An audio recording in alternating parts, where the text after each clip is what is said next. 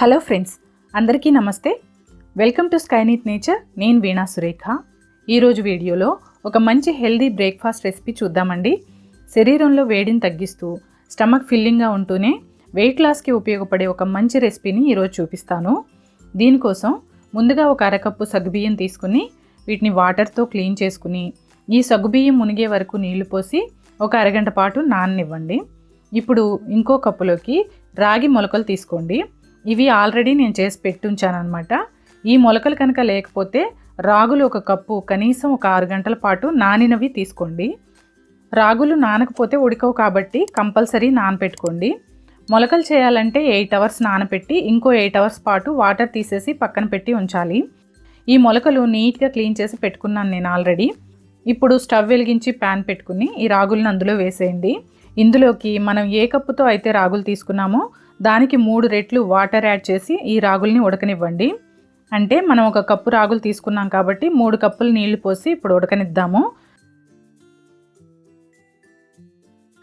ఇవి ఉడుకుతున్నప్పుడే టేస్ట్కి తగినట్టు సాల్ట్ కూడా యాడ్ చేసుకోండి. ఇక్కడ నేను చూపిస్తున్నాను కదా, ఒక అర స్పూన్ సాల్ట్ నాకు సరిగ్గా సరిపోయింది.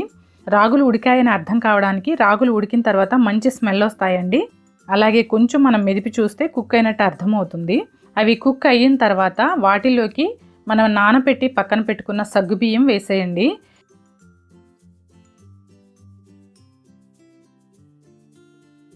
ఇప్పుడు ఇంకో కప్పు వాటర్ యాడ్ చేసి సగ్గుబియ్యం కాస్త ఉడకనివ్వండి.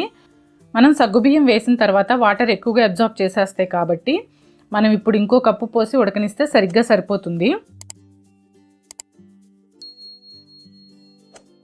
చూడండి, సగ్గుబియ్యం కూడా ఉడికిపోయాయి. ఈ కన్సిస్టెన్సీ ఉండేలాగా చూసుకోండి. మరీ థిక్గా ఉన్నా బాగుండదు, అలాగే మరీ లూజ్గా ఉన్నా మనకి పారిజ్ లాగా అయిపోతుంది అనమాట. ఇప్పుడు దీన్ని తాళింపు వేసేద్దాము. తాళింపు కోసం ఒక స్పూన్ నెయ్యి తీసుకుని నెయ్యి వేడెక్కిన తర్వాత తాళింపుకి ఆవాలు, మినప్పప్పు, శనగపప్పు అలాగే జీలకర్ర వేసేసి 2 పచ్చిమిర్చిలు కట్ చేసుకున్న ముక్కలు వేసి అవి వేగిన తర్వాత కరివేపాకు కూడా వేసి దాన్ని రాగులు సగ్గుబియ్యంలో కలిపేయండి. ఇది టేస్ట్ కూడా చాలా బాగుంటుందండి. నేనైతే రెగ్యులర్గా చేస్తూనే ఉంటాను ఇంట్లో. వెయిట్ లూజ్ అవ్వాలనుకునే వాళ్ళు తప్పనిసరిగా ఇది ట్రై చేయండి. ఈ వీడియో కనుక మీకు నచ్చినట్లయితే తప్పకుండా లైక్ చేయండి. అలాగే ఛానల్కి ఫస్ట్ టైం వస్తే కనుక సబ్స్క్రైబ్ చేయడం మాత్రం మర్చిపోకండి. Thanks for watching. బాయ్.